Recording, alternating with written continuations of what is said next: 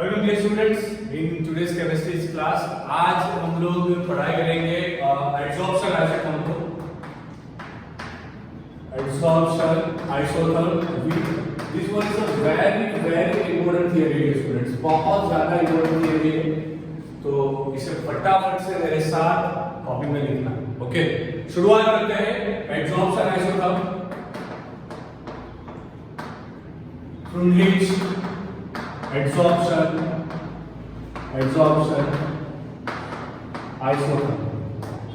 मैं जिस तरीके से आपको ये पढ़ाऊं ना, उस तरीके से बस उतना ही याद रखिए। जहां से भी क्वेश्चन पूछा जाएगा आप बहुत आसानी से सॉल्व कर पाओगे। अगर बोर्ड्स पे आता है तो इसी पैटर्न में जाना, एमसीक्यू के लिए भी कैसे सॉल्व करना है, सारी चीजें यहां पे हम समझा देंगे। एडसॉर्प्शन आइसोथर्म, अब एडसॉर्प्शन क्या है वो तो आप जानते हो। So now what is isotherm? graph grown at constant temperature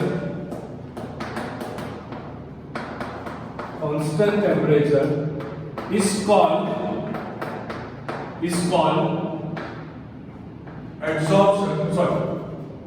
isotherm. जो ग्राफ बच्चों कांस्टेंट टेम्परेचर पे प्लॉट किया जाए उस ग्राफ को हम क्या बोलेंगे? आइसोथर्म बोलेंगे। ओके, अब एडसॉर्प्शन वाली प्रोसीजर क्या आती है वो तो आप सबको मालूम है। एडसॉर्बेट होगा, उसके ऊपर जाके कोई गैस चिपकेगा, एडसॉर्बेट जाके चिपकेगा, तो वो सारी प्रोसीजर तो आपको मालूम नहीं है। अब फ्रुंडलीच नाम का एक साइंटिस्ट था, उसने क्या बताया? तो फ्रुंडलीच ने बताया x/m proportional to p⁻⁴ ये किसने बताया? फ्रुंडलीच ने। अब फ्रुंडलीच ने डिस्कस क्या किया? फ्रुंडलीच ने कहा कि गैस ये जो रेशियो है वो क्या है? तो x है बच्चों अमाउंट ऑफ गैस जो एब्सॉर्ब होने जा रहा है, मतलब कि amount of एब्सॉर्बेट।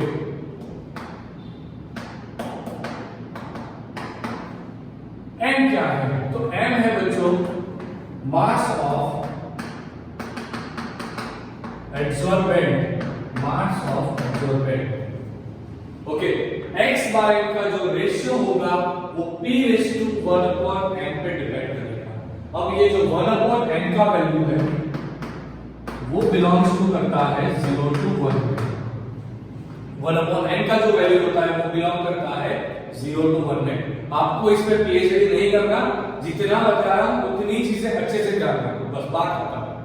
x/m proportional to p⁻⁴ 1/n belongs करता है 0 to 1 पे।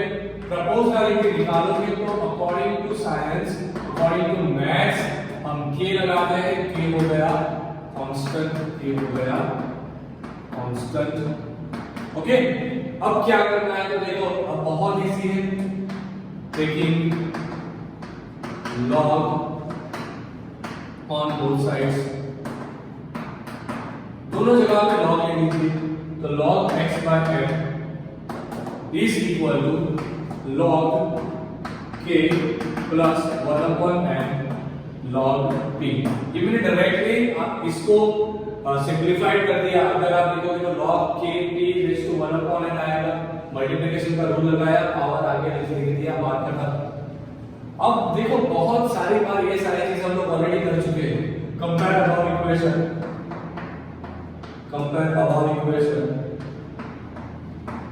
with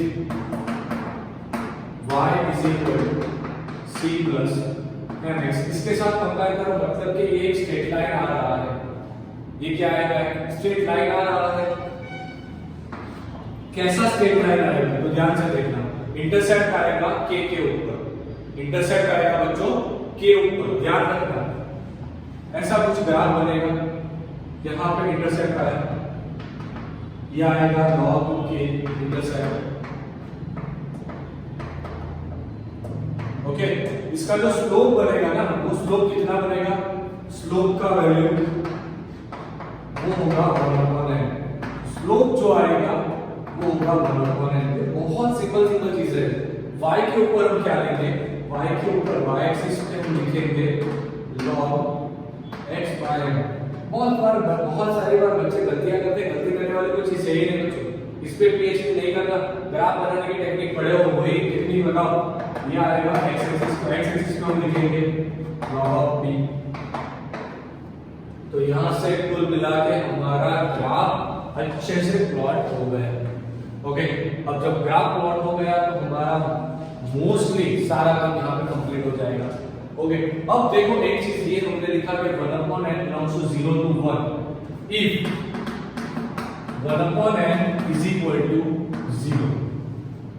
अगर 1/n का वैल्यू 0 हुआ उस केस में आप देखो जो x by m आएगा, x by m वो हो जाएगा k p raised to 0। सही है? ओके, आप अपना वो कैलकुलेशन करते ही मत निकालना यहाँ पे कि n is equal to infinite। Okay, वो देखने की कोई जरूरत नहीं है, उसके ऊपर जाने की कोई जरूरत नहीं है। यहाँ पे देखो x by m is equal to k p raised to 0। अब किसी का भी 0 पावर मतलब 1, किसी का भी 0 पावर मतलब 1, इसका मतलब ये हुआ x by m is equal to k, इसका मतलब हुआ कांस्टेंट। अब आप खुद से दिमाग लगाओ इससे मतलब क्या हुआ कि अगर आपने 1/n का वैल्यू 0 लिया, 1/n का वैल्यू 0 लिया मतलब n इनफाइनाइट लिया, n कितना लिया? इनफाइनाइट लिया। अगर आपने n इनफाइनाइट लिया तो जो रेशियो आ रहा है एब्जॉर्प्शन का जो रेशियो आ रहा है वो रेशियो कांस्टेंट हो जाएगा, वो प्रेशर पे डिपेंड नहीं करेगा, वो प्रेशर पे डिपेंड नहीं करेगा। And if 1/n is equal to 1, अगर 1/n का वैल्यू 1 लिया उस केस में x by m is equal to kp raised to 1, that shows x by m proportional to pressure। इसका मतलब ये हुआ कि अगर 1/n का वैल्यू n 1 होगा मतलब कि n is equal to 1 होगा, उस केस में एब्जॉर्प्शन का जो रेशियो आएगा, वो डायरेक्टली प्रेशर पे डिपेंड करेगा। जितना प्रेशर बढ़ा एब्जॉर्प्शन बढ़ा, जितना प्रेशर बढ़ा उतना एब्जॉर्प्शन बढ़ा। अब आपसे अगर कोई पूछे कि n का वैल्यू कहां से कहां बिलोंग करेगा, तो n का वैल्यू बिलोंग करेगा 1 से लेके इनफाइनाइट तक। n का वैल्यू बिलोंग करेगा 1 से लेके इनफाइनाइट तक, 1/n बिलोंग करेगा 0 से लेके 1 तक। ओके, ये बहुत सिंपल चीज है बच्चों, तो यहाँ पे ध्यान रखना, गलती मत करना। अब एक चीज याद रखना, अगर आप एनसीईआरटी खोल के देखोगे ना तो वहां पे आपको 3 ग्राफ ऐसे दिए गए हैं।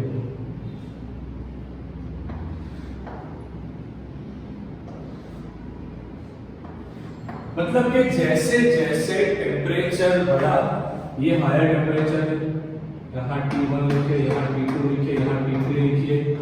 सो T3 ज्यादा है, T2 कम है, T1 उससे ज्यादा कम है। Okay, so as temperature increase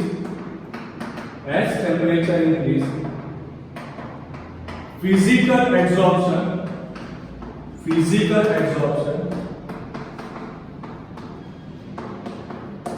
decrease। जैसे जैसे टेम्परेचर बढ़ेगा फिजिकल एब्जॉर्प्शन कम होता जाएगा, जैसे जैसे टेम्परेचर बढ़ेगा फिजिकल एब्जॉर्प्शन कम होता जाएगा, क्योंकि आगे के लेक्चर में पढ़े हो उस टाइम के एब्जॉर्प्शन को केमिसॉर्प्शन बोला जाता है।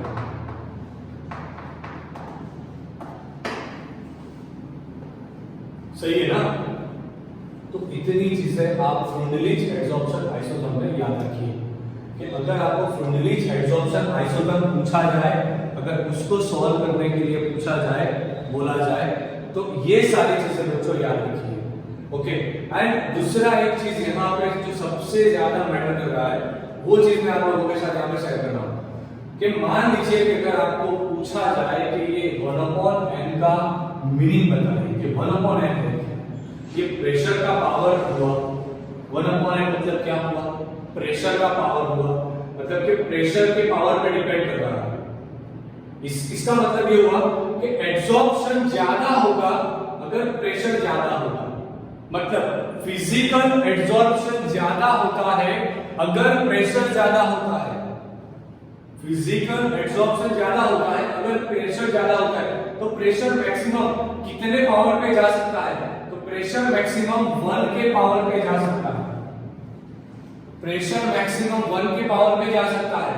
ये चीज ध्यान रखना, अगर ये 1 के पावर पे नहीं जाता तो वो एक्सपोनेंशियली बढ़ रहा है। सही है। अब दूसरी चीज 1/n का जो वैल्यू है बच्चों, 1/n का वैल्यू, इसका वैल्यू 0 हुआ, इसका मतलब ये हुआ कि n जो है वो इनफाइनाइट पे जा रहा है। इससे क्या मीनिंग हुआ? इससे मीनिंग ये हुआ बच्चों कि अगर आप ध्यान से देखोगे तो जो प्रेशर है, और आपने अगर प्रेशर को बहुत ही ज्यादा बढ़ा दिया, मतलब n का वैल्यू आपने बहुत ज्यादा इनफाइनाइट पे ले गए, तो 1/n तो 0 हो गया। अगर वेरी हाई प्रेशर हुआ उस केस में, प्रेशर अगर बहुत हाई हुआ उस केस में एब्जॉर्प्शन, फिजिकल एब्जॉर्प्शन नहीं रहेगा। मतलब this is only applicable with in the short period of the pressure. Pressure के बहुत शॉर्ट पीरियड में ये चीज एप्लीकेबल है। ओके, वो सारी चीजें बहुत एडवांस लेवल पे हो जाएगी। आपको सिर्फ इतना बेसिक याद रखना है, बहुत इजी था। x बार m = kb/1/n देखो, उसके बाद इसको log दे दो, log x आएगा, log k आएगा, 1/n log b आएगा। इसको कंपेयर करो स्ट्रेट लाइन के साथ, इससे लाइन बनाओ, ग्राफ बनाओ, ग्राफ बनाने के बाद इसका इंटरप्रिटेशन दे दो कि 1/n 0 हुआ तो इस तरह से एब्जॉर्प्शन का रेशियो k पे डिपेंड करेगा, उस टाइम m का वैल्यू इनफाइनाइट आएगा, 1/n 1 होगा, ऐसा होगा। बस बात खत्म। ओके, आई एम श्योर आपको पूरा सेशन अच्छे से समझ में आ गया होगा। नाउ स्टूडेंट्स, एक और चीज है जो है लैंगुएज एब्जॉर्प्शन आइसोटोन, पर वो हमारे सिलेबस में नहीं रखी गई, तो उसे सॉल्व करने की आपको कोई जरूरत नहीं है। सो आज का सेशन बस बच्चों इतना ही। फ्लूइड एब्जॉर्प्शन आइसोटोन अच्छे से प्रिपेयर कर दीजिए। ओके, इसे कॉपी में लिख दीजिए।